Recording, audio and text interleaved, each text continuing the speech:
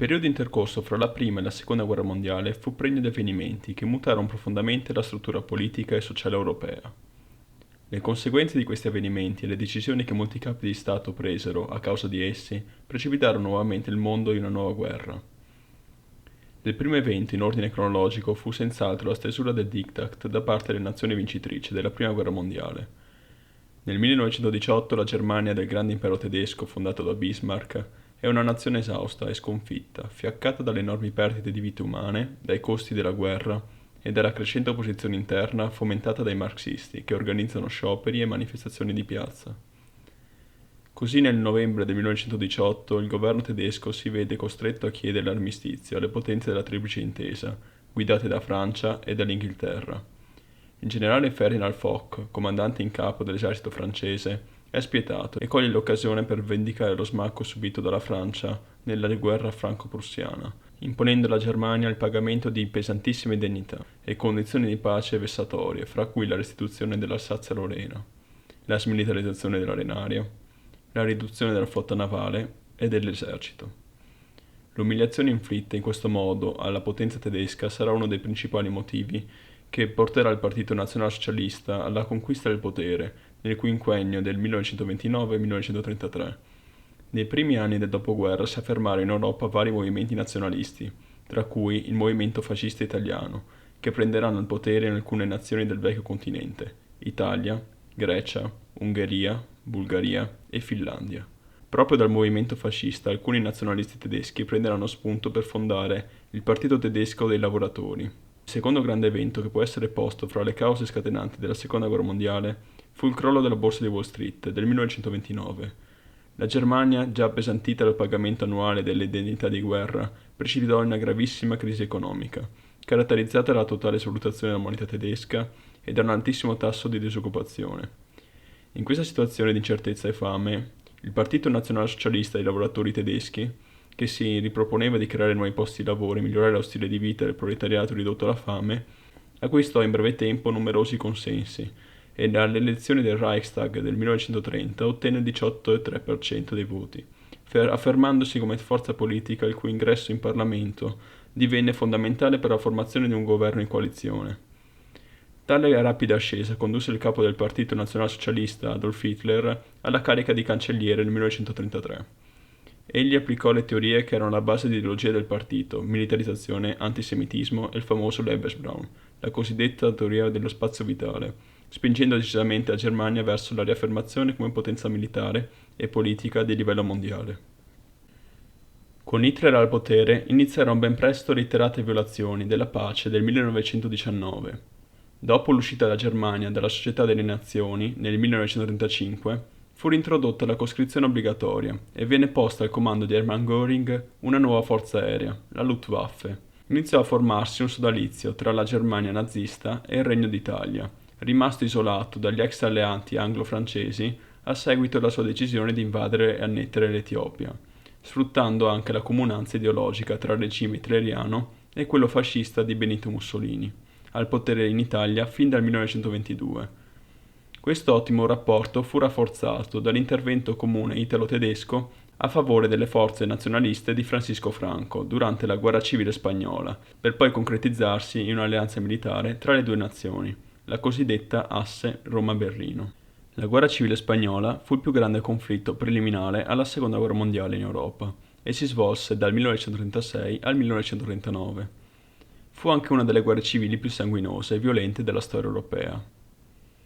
Già dal 1931 il re Alfonso XIII abdicò a causa delle pressioni politiche dei partiti a lui ostili, specialmente quello socialista. Nasceva così la Seconda Repubblica Spagnola, guidata dai socialisti con a capo Niceto Alcalá Zamora. Però, dopo la vittoria del centrodestra alle elezioni del 1933, si iniziò ad abolire parte delle riforme che avevano fatto il governo di sinistra, soprattutto la riforma agraria. La Spagna divenne un paese politicamente molto diviso. A sinistra erano sempre più popolari i movimenti anarchici, socialisti e comunisti, mentre a destra diventava forte l'opposizione monarchica, cattolica e soprattutto la Falange, movimento che univa un po' tutte le correnti della destra vicine ai militari e ai nazionalisti. Improvvisamente iniziarono a scoppiare rivolte e scioperi operai in tutta Spagna.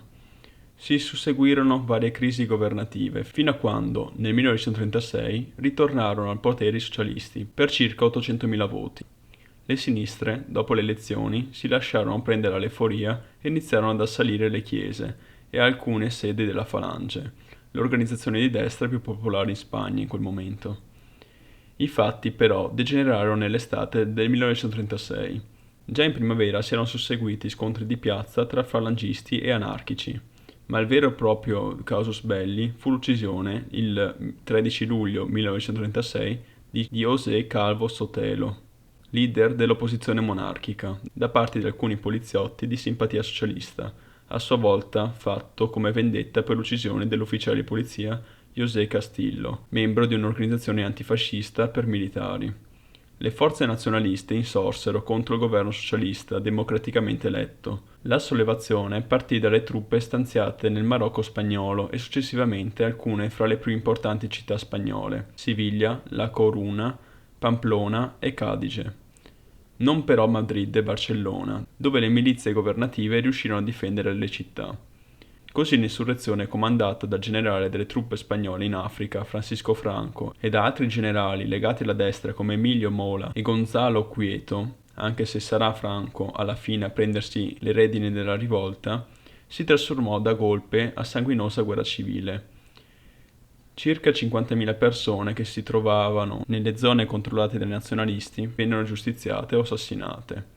Il 21 luglio i falangisti conquistarono l'importante base repubblicana di Ferrol. Immediatamente arrivarono aiuti importanti, umani e materiali dall'Italia e Germania, che avranno un grande impatto sul conflitto. Dall'altra parte ci fu invece l'aiuto delle brigate internazionali, composte da tutti gli antifascisti d'Europa e formate da circa 40.000 uomini più 10.000 infermieri e sanitari. L'Unione Sovietica di Stalin inviò circa 3.000 uomini.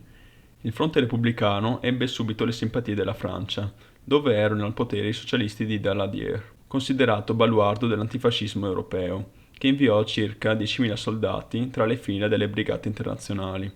I franchisti cercarono di riprendere Madrid già in gennaio e in febbraio, ma la resistenza repubblicana fu tenace e la capitale resistette. L'8 febbraio 1937 cadono Malaga e Guernica, 2 giorni dopo il devastante bombardamento dell'aviazione tedesca che la rase al suolo. Ai primi di luglio i repubblicani lanciarono una violenta controffensiva nell'area di Madrid, che venne contenuta. Franco lanciò una nuova offensiva nell'Aragona, conquistando Santander e Gijón. Il 28 agosto il Vaticano riconobbe il governo franchista. Durante tutto il 1938 le truppe nazionaliste sconfissero ripetutamente le truppe governative, conquistarono la città di Teruel in febbraio, raggiunsero il Mediterraneo e tagliarono in due la Spagna repubblicana. La guerra ormai volgeva a loro favore. In maggio il governo chiese la resa, ma Franco insistette per una resa incondizionata e il conflitto continuò a infuriare. In estate le truppe repubblicane cercarono di riconnettere il territorio diviso con un'offensiva, ma fallirono. Infine nel 1939 caddero Valencia, Barcellona e infine Madrid, il 28 marzo. Il 27 Regno Unito e Francia riconobbero con riluttanza il governo franchista. Il 1 aprile le truppe repubblicane si arresero. Circa 60.000 fascisti italiani e 20.000 tedeschi combatterono con le truppe franchiste. Il numero delle vittime non è accertato, ma recenti stime parlano di 71.000 morti fra le file dei franchisti, di cui 13.000 stranieri, e 68.000 circa di repubblicani, di cui 10.000 stranieri, più almeno 100.000 civili per un totale di quasi 240.000 morti su una popolazione di circa 24 milioni di abitanti. L'epoca successiva alla Prima Guerra Mondiale vide la completa affermazione dell'impero giapponese come grande potenza.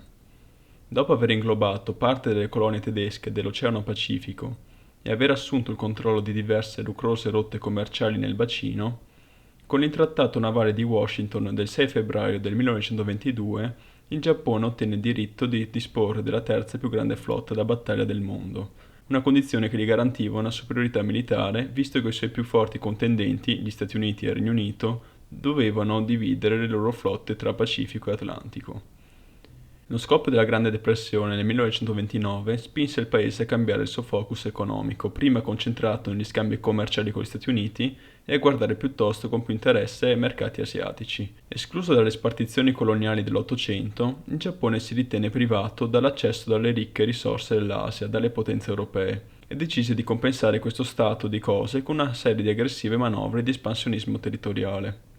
Lo scivolamento del Giappone verso una politica di imperialismo venne favorito da una forte militarizzazione della società nipponica, iniziato già a metà degli anni venti. La pervasività dei militari, capaci di condizionare la vita politica nazionale tramite le azioni delle potenti forze di polizia segreta e militare, divenne esemplare nel campo dell'istruzione delle nuove generazioni, tramite la destinazione come insegnanti nelle scuole pubbliche di numerosi ufficiali dell'esercito rimasti senza incarichi.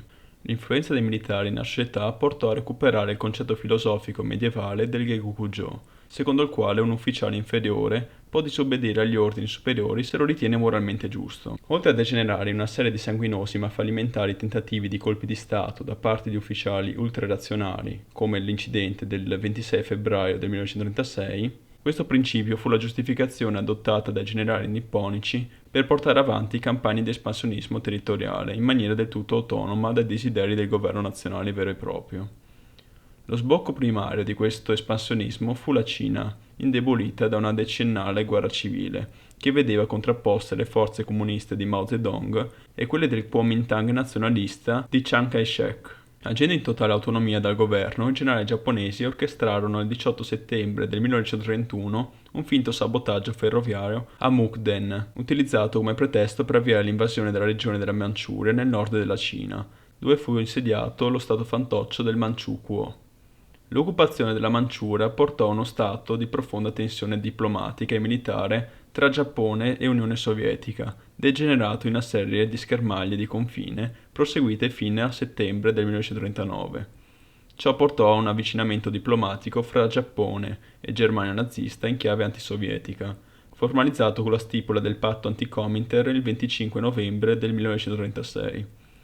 Il conflitto tra giapponesi e cinesi esplose infine in una guerra totale, a partire da luglio 1937. Le forze nipponiche diedero via all'invasione della Cina centrale e meridionale, occupando nel giro di pochi mesi Pechino e Nanchino, ma si ritrovarono poi invischiati in un lungo conflitto di guerriglia, in particolare dopo la stipula di una formale alleanza in chiave anti-giapponese tra comunisti di Mao e nazionalisti di Chiang. La vittoria nella lunga guerra contro i cinesi era quindi l'asse portante nella politica estera nipponica al momento dello scoppio delle ostilità in Europa.